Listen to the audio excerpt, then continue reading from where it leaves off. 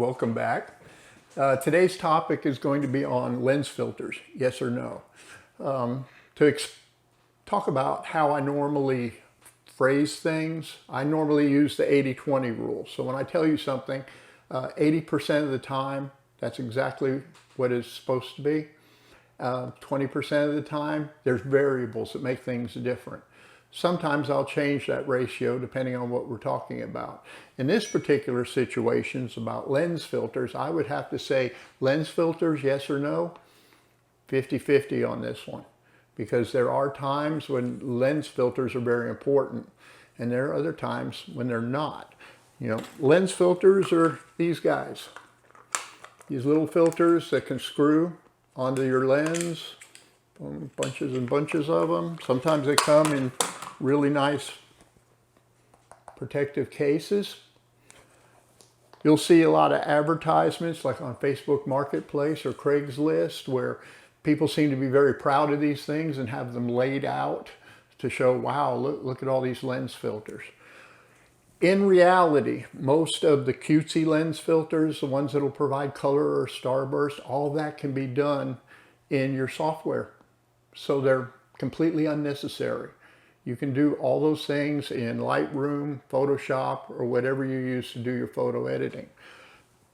That being said, here's another example. UV filters. This is to cut the ultraviolet light out so you get better imagery. The problem with these things are that most of the lenses that you purchase today, unless it's a very, very, very old lens you're using, they already have UV coatings in the lens. So if you want to use these things to protect the exterior of the lens, that's something that can be done. Once again, when you're talking about the lens, the front of the lens where you would expect there to be scratches and marks and mars is not really that important. The focal point on this lens isn't right here at the front glass. It's out here in the distance. So whatever kind of little mar or mark that's on the lens will virtually have no effect. That being said, the back of the lens, if there's anything wrong with that, it's definitely going to affect your imagery. I have seen on a YouTube video where someone put the lens cover on, the lens filter, and then scratched it up. And you could virtually not even tell that it happened. They had to try very, very hard to see, so they scratched it up more. I mean, they made a mess out of this thing before you could even notice that there was anything wrong. So if you want to put a UV filter on just to protect the lens, that's understandable. I would personally take it off when you're going to start doing your shooting. Now, I'm saying UV filters? No, not necessary. Let's change to ND filters or polarizing filters. An ND filter is a neutral density filter which basically brings your f-stops down. So it makes your camera darker. It's like if you go out in the bright sunlight, you put your sunglasses on. Boom. That's what the ND filter does for your camera. It makes the f-stops step down.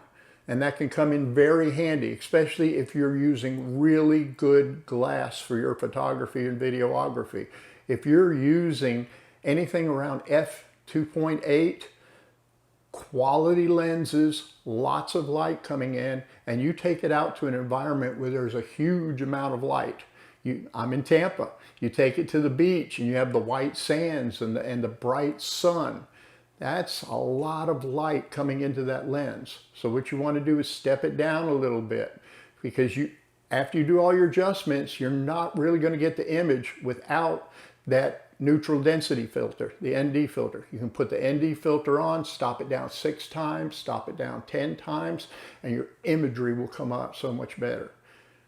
Once again, the polarizing filter. Anytime you're shooting water or blue skies, a polarizing filter will enhance those things. If you're shooting a bubbling brook or a stream, and as the stream is flowing, there's little white sparkles, or you're shooting early in the morning and there's dew spots all over the ground and the light's catching it. You have to understand in photography, if something turns white, when you're processing it, there's virtually nothing you can do with it. White is a lack of color, it's a lack of pigment.